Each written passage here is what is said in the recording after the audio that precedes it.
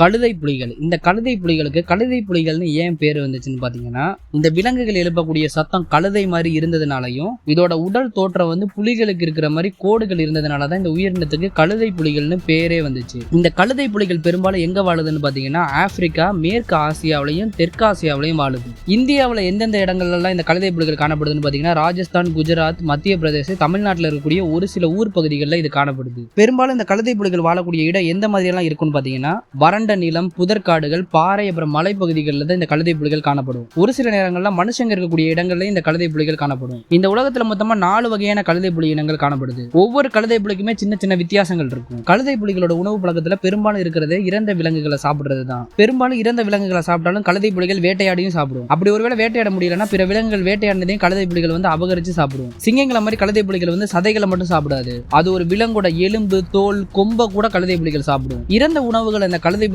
சாப்பிடுறதுனாலயே இருக்கக்கூடிய மிச்ச மீதிகள் வந்து எலும்புகளும் கொம்புகளா தான் இருக்கும். அதனால இந்த உணவை சாப்பிடுறதுக்காகவே கழுதை புலிகளோட பற்களும் அதோட வயிறும் ரொம்பவே வலுவா இருக்கும். கழுதை புலிகளோட செரிமான மண்டலம் ரொம்பவே ஸ்ட்ராங்கா இருக்கும். ஒரு முழு எலும்பை கூட ஒரு கழுதை புலியால செரிக்க முடியும். இந்த மாதிரி காடுகளில் காணப்படக்கூடிய இறந்த உணவுகளை சாப்பிடுறதுனாலயே கழுதை புலிகள் வந்து இயற்கையை சுத்தமா வச்சுக்கிறதுல ஒரு முக்கிய இடத்தை வகிக்குது.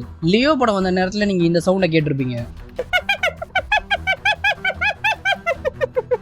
கழுதை புலிகள் இந்த சத்தத்தை ஒவ்வொரு எமோஷனுக்குமே பயன்படுத்தும். இந்த சத்தம் வந்து ஒவ்வொரு கழுதை புலிக்குமே வித்தியாசமா இருக்கும். அதோட அந்த கழுதை புலி எந்த மாதிரியான உணர்வை வெளிப்படுத்துதுன்றதும் அந்த சத்தத்துல இருக்கும். கழுதை புலிகள் இந்த சத்தத்தை வந்து பயம், கோபம், ஆதிக்கம், தொடர்புக்காக இந்த சத்தங்களை வெளிப்படுத்தும். கழுதை புலிகள் வந்து சிங்கங்களை மாதிரி புலிகளை மாதிரி ஆண்கள் தலைமையேற்ற ஒரு குழு கிடையாது. கழுதை புலிகள் இனத்துல பெண்கள் தான் தலைமை ஏற்குமே. ஒவ்வொரு குழுக்குமே தனி எல்லையும் ஒழுக்கமும் தலைமை பண்பும் மாறிக்கிட்டே இருக்கும். அது ஒவ்வொரு தனிப்பட்ட கழுதை புலியை பொறுத்தது. கழுதை புலிகள் குரங்குகளை விட ரொம்பவே புத்திசாலியான ஒரு உயிரினம். கழுதை புலிகள் ஒரு இரையை வேட்டையாடினாலும் சரி, இல்ல சாப்பிட சரி, எல்லாத்தையுமே திட்டம் போட்டு தான் கழுதை புலிகள் செய்யும். பொதுவாகவே கழுதை புலிகள் வந்து மனுஷங்களை அந்த அளவுக்கு தாக்குனது கிடையாது. ரொம்பவே கம்மியான அளவு தான் கழுதை புலிகள் மனுஷங்களை தாக்கியிருக்கு. அதுவும் பெரும்பாலும் எதனால தாக்குதுன்னு பாத்தீங்கன்னா, மனுஷங்களை பார்த்து பயந்துதான். இரவு நேரத்தில் கழுதை புலிகள் தனியா வரும்போது, உணவு தேடி வரும்போது தான் இந்த மாதிரியான தாக்குதல் நடக்குது. கழுதை புலிகளோட குட்டிகள் வந்து பிறக்கும் போதே அதோட கண்கள் திறந்திருக்கும். அதோட அந்த குட்டிகளுக்கு பிறக்கும் போதே பற்களும் இருக்கும். பிறந்த குட்டிகள் பிறந்த கொஞ்ச நாள்லயே பிற குட்டிகளை கொல்ற அளவுக்கு சண்டை போடுற திறமையை கொண்டு இருக்கும். இந்த மாதிரி இயற்கையிலே கழுதை புலிகளோட குட்டிகள் இருக்கிறதுனால அது உயிரோட இருக்கிறதுக்கான அதிகப்படியான வாய்ப்புகள் அந்த குட்டிகளுக்கு கொடுக்குது. ஒரு கழுதை புலிகள் வேட்டைக்கு கிளம்புறதுக்கு முன்னாடியே அந்த இடத்துல சிங்கங்கள் வருமா என்னன்றதெல்லாம் தெரிஞ்சுக்கிட்டு அந்த இடத்துக்கே போகும். அந்த அளவுக்கு ஒவ்வொரு வேட்டைக்கு முன்னாடியுமே ஒவ்வொரு கழுதை புலி கூட்டமும் ரொம்பவே புத்திசாலித்தனமா திட்டம் போடும். ஒருவேளை காட்டுல கழுதை புலி என்ற ஒரு உயிரினமே இல்லைன்னா காட்டுல இருக்கக்கூடிய பல விலங்குகள் நோயோட தான் சுத்துமே.